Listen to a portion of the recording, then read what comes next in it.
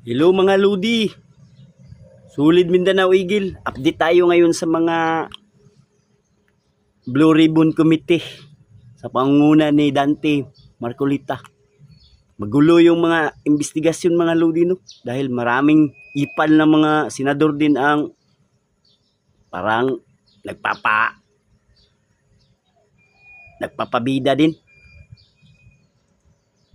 Yung investigasyon ngayon sa mga admin ng Marcos.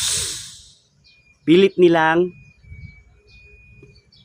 binabalikan yung mga flood control project ni Tatay Digong Duterte.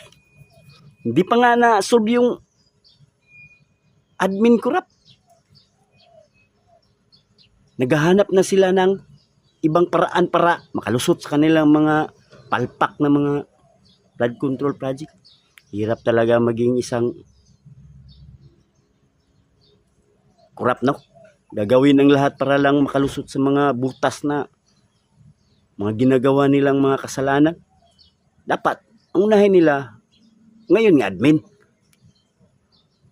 Pag masolve na, doon na balikan yung mga past project ba para kala Duterte, Aquino, Arroyo, yan. Silipin nyo. Pero ngayon dapat yung investigasyon ni Dante Marcolita, tama naman si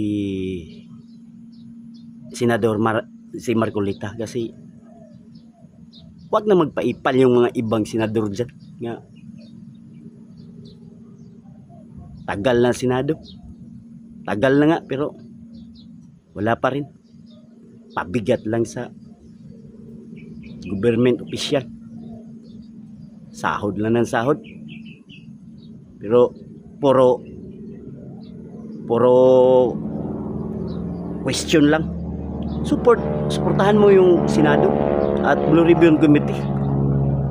Sulid Mindanao Eagle.